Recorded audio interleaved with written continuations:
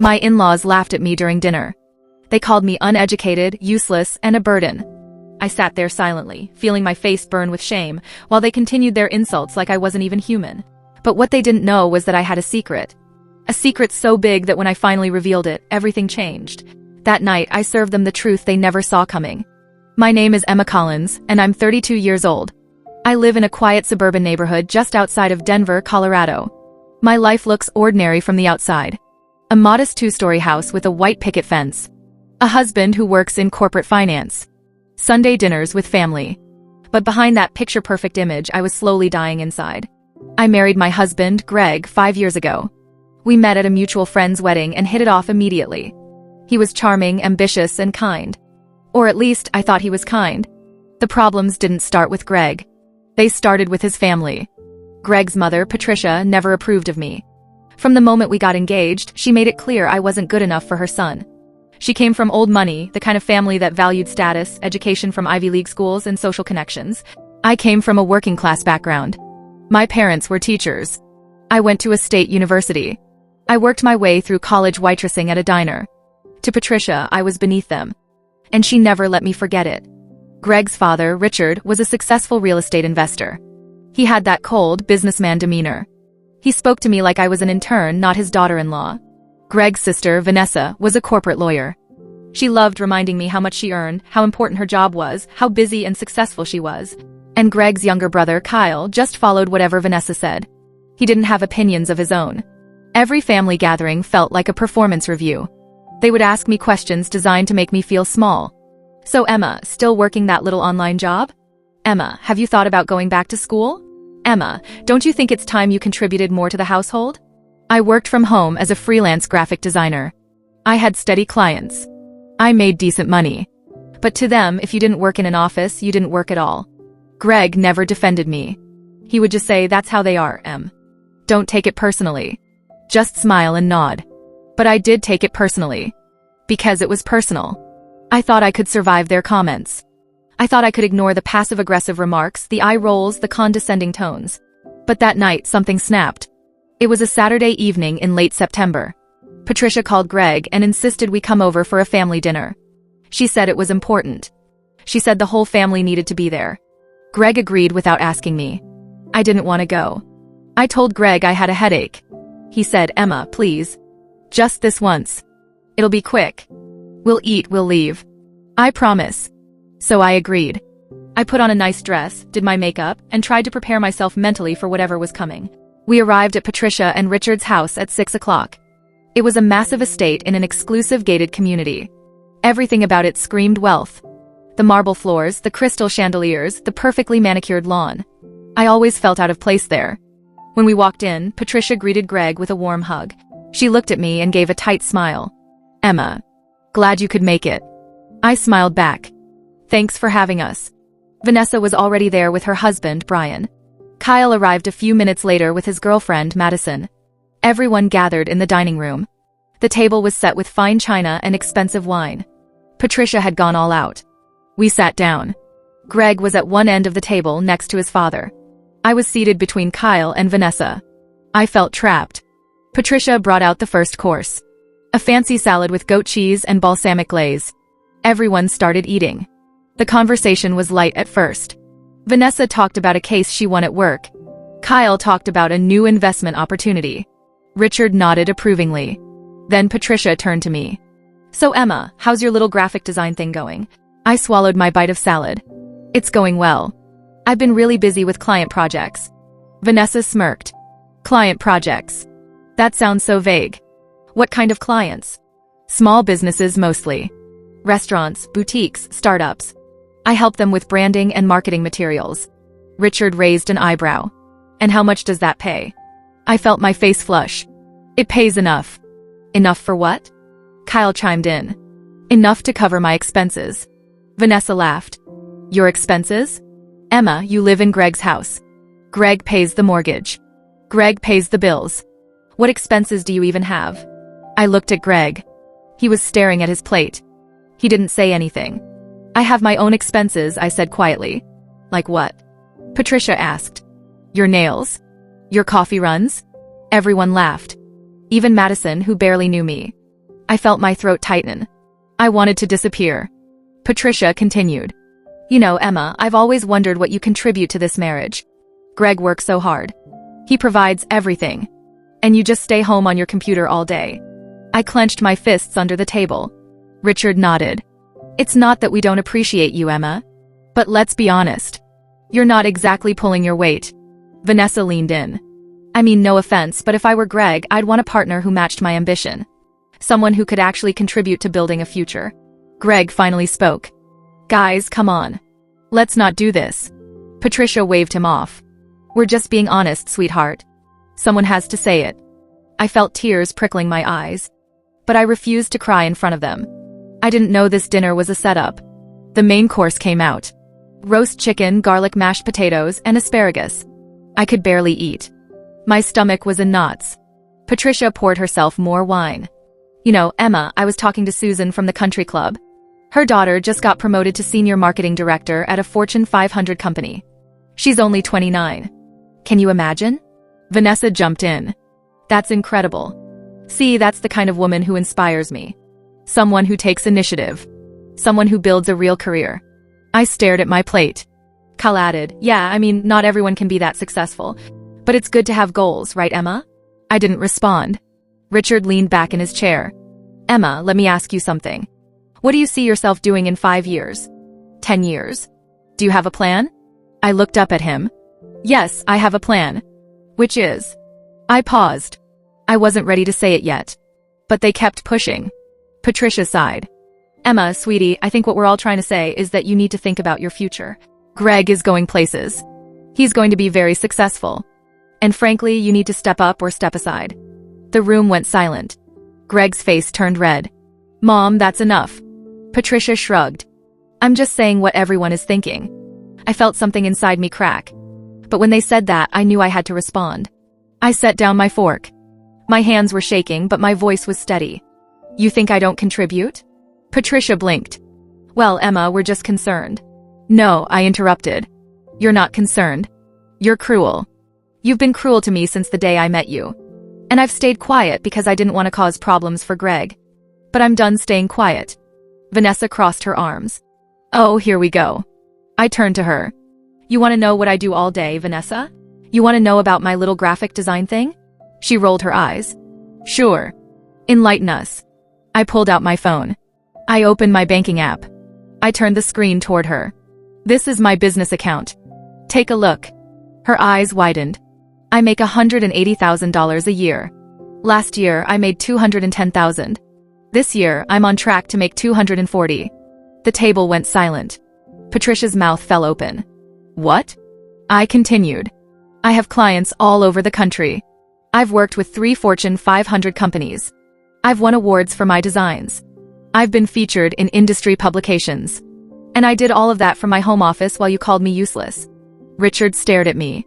You make that much? Yes. Kyle looked confused. Then why do you? Why do I let Greg pay for everything? I turned to Greg. He was pale. Because he wanted to. Because it made him feel like a man. Because I didn't want to embarrass him in front of his family by telling them I make more than he does. Greg's jaw dropped. Vanessa shook her head. I don't believe you. I opened my email. I showed her a contract from a major client. Then another. Then another. Believe it now? She didn't respond. Patricia tried to recover. Well, that's wonderful, Emma. We're happy for you. But why didn't you tell us? I looked her straight in the eye. Because you never asked. You assumed I was nothing. And you treated me like nothing. So I let you believe it. They thought I was useless. They didn't know I carried all of them. But that wasn't the end. I wasn't finished yet. I stood up from the table. You want to know something else? Richard frowned. Emma, I think we've heard enough. No, you haven't. I looked at Greg. Tell them. Greg's face went white. Don't. Tell them, Greg.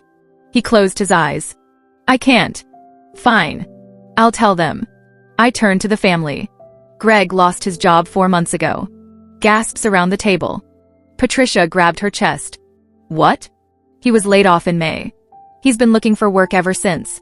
And in the meantime, I've been paying the mortgage. I've been paying the car payments. I've been paying for groceries, utilities, insurance. Everything. Greg hasn't contributed a dime in 4 months. Richard stood up. That's not true. Greg, tell her that's not true. Greg wouldn't look at him. I continued. And you know what? I didn't mind. I didn't mind supporting him because I love him. Because that's what partners do. But while I was doing that, you were sitting here insulting me. Calling me a burden. Calling me uneducated. Calling me useless. Patricia's face crumbled. Greg, why didn't you tell us? Greg's voice was barely a whisper. Because I was ashamed. Vanessa's husband, Brian, finally spoke. This is awkward. Awkward. I laughed bitterly. This is the truth. This is what your family does. You judge people without knowing anything about them. You tear people down to make yourselves feel superior. And I'm done being your punching bag. And that wasn't even the biggest truth. I reached into my purse and pulled out a folder. I dropped it on the table in front of Richard. What's this? He asked. Open it. He opened the folder. Inside were mortgage documents. Deed papers. His face went pale. What am I looking at? That's the deed to Greg's and my house. I bought it 3 years ago. It's in my name. I own it outright. Greg doesn't pay the mortgage because there is no mortgage. I paid cash. Richard's hands shook. You bought a house? Yes. With what money? With my money. The money I made from my useless little online job. Patricia looked like she might faint. But Greg said. Greg didn't know. I didn't tell him. I wanted it to be a surprise. I was going to tell him on our anniversary. But then tonight happened. Greg stared at me. You own our house? Yes. Kyle laughed nervously. This is insane. I turned to Patricia. You said I should step up or step aside. Well, I've been stepped up this entire time. I've been holding this family together while you tore me apart. Vanessa's face was red. This is humiliating. For who? For you? Good. Now you know how I've felt for 5 years. Richard cleared his throat. Emma, I think we owe you an apology. You think? Patricia reached for my hand. I pulled away. Emma, please. We didn't know. That's the problem. You didn't know because you didn't care. You didn't ask. You just assumed. Greg finally stood up. Emma, can we talk outside? No. Please. No, Greg. I'm done talking. I'm done explaining. I'm done defending myself. The room was silent. Everyone stared at me. I picked up my purse. I'm leaving. You can all sit here and finish your dinner. But I'm done. And I walked out. Greg followed me to the car. Emma, wait. I unlocked the door. No. Please. Let me explain. Explain what, Greg? That you let your family humiliate me for years? That you never stood up for me? That you lied to them and made me look bad? I didn't mean to. But you did. You let them think I was nothing. And you let me carry everything while you pretended to be the provider. I was embarrassed. And I wasn't. I turned to face him. Do you know how many times I sat at that table and wanted to scream? How many times I wanted to tell them the truth? But I didn't because I was trying to protect you. I was trying to protect your pride. And you threw me under the bus. Emma, I'm sorry. Sorry doesn't fix this. He grabbed my arm. Please don't leave. I pulled away. I need space, Greg. I need time to think. Think about what? About whether this marriage is worth saving. His face crumbled. You don't mean that. I do. I got in the car and drove away. I didn't look back. But I had already made my decision. I didn't go home that night. I checked into a hotel downtown. I turned off my phone. I sat in the quiet room and cried. Not because I regretted what I said, but because I realized how long I had been silent. For 5 years, I made myself small. I made myself quiet. I let them treat me like I was worthless because I didn't want to rock the boat. I didn't want to embarrass Greg. I didn't want to cause family drama. But in doing that, I lost myself. The next morning, my phone was flooded with messages. Greg had called 23 times. Patricia had sent a long apology text. Vanessa sent a short one. Richard sent nothing. I didn't respond to any of them. Instead, I called my best friend, Rachel. I told her everything. She listened without interrupting. When I finished, she said, Emma, you did the right thing. You stood up for yourself. Don't let them gaslight you into thinking you overreacted. I needed to hear that. Over the next few days, I stayed at the hotel. I worked on client projects. I went for walks. I thought about what I wanted. Greg kept calling. I finally answered on the 4th day. Em, please come home. We need to talk. I'm not ready. When will you be ready? I don't know. He paused. My mom wants to apologize in person. I don't care. Emma, please. Greg, your mom has treated me like garbage for 5 years. One apology doesn't erase that. I know. But she feels terrible. She should. He sighed. What do you want me to do? I want you to think about why you married me. I want you to think about whether you actually respect me. And I want you to decide if you're willing to set boundaries with your family. Because if you're not, then we're done. He was quiet for a long time. Okay. I'll think about it. Good. I love you, Em. I hung up. 2 weeks passed. I moved into a short-term rental apartment. I told Greg I needed more time. He respected that. Or at least, he pretended to. Patricia called me once. I let it go to voicemail. She left a long, rambling message about how sorry she was, how she didn't mean to hurt me, how she hoped we could move past this. I deleted it. Vanessa sent me a text. I was out of line. I'm sorry. I didn't respond. Cal sent me a message too. Hey Emma, I just wanted to say I always thought you were cool. Sorry for not saying anything. Too little, too late. The only person I agreed to see was Greg. We met at a coffee shop near my apartment. He looked tired. He'd lost weight. He had dark circles under his eyes. We sat down. I ordered a latte. He ordered black coffee. I've been going to therapy, he said. Good. And I've been thinking about what you said. About respect. About boundaries. And? You were right. I didn't stand up for you. I let my family treat you terribly. And I'm ashamed of that. I stirred my latte. Why didn't you defend me, Greg? He looked down. Because I was scared. My family has always been overbearing. Growing up, I learned it was easier to just go along with them. To not make waves. I know that's not an excuse. But it's the truth. That's a cowardly way to live. I know. And it cost you your marriage. He looked up, eyes wet. Is that what this is? Are we over? I don't know yet. What can I do to fix this? I leaned back. You can start by telling your family that they're not allowed to disrespect me anymore. You can start by setting boundaries. And you can start by showing me, not just telling me that you value me. He nodded. I'll do that. I promise. I hope so, Greg.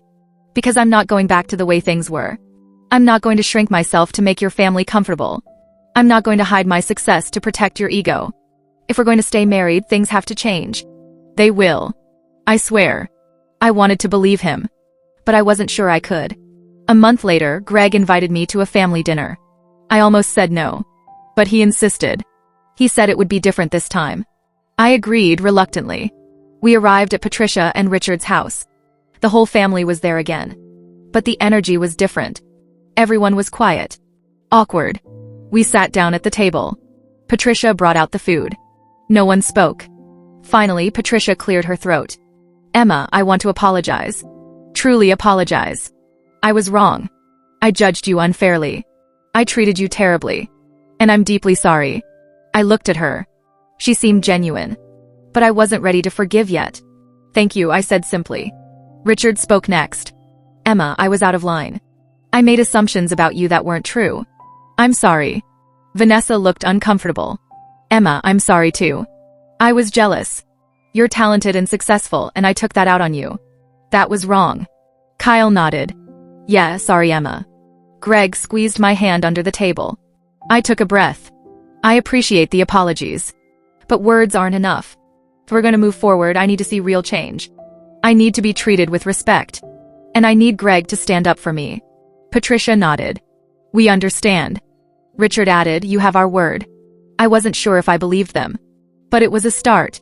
It's been 6 months since that night. Greg and I are still together. We're in couples therapy. He's working on setting boundaries with his family. It's not perfect. But it's better. His family treats me differently now. They ask about my work. They compliment my success. They don't make snide comments anymore.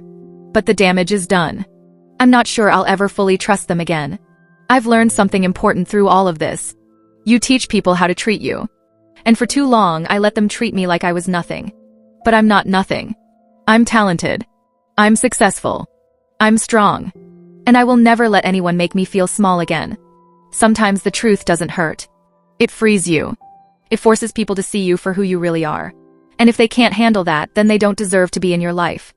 I'm still figuring out what my future looks like. But I know one thing for sure. I will never apologize for my success. I will never hide my light to make someone else comfortable. And I will never ever let my in-laws humiliate me again. If someone has ever underestimated you, you know how it feels. You know the pain of being dismissed, ignored, and insulted. Have you ever been humiliated by family or in-laws? Have you ever had to stand up for yourself when no one else would? Tell me your story in the comments. I'd love to hear it. And if you want more stories like this, let me know. Subscribe and I'll keep sharing. Thank you for listening.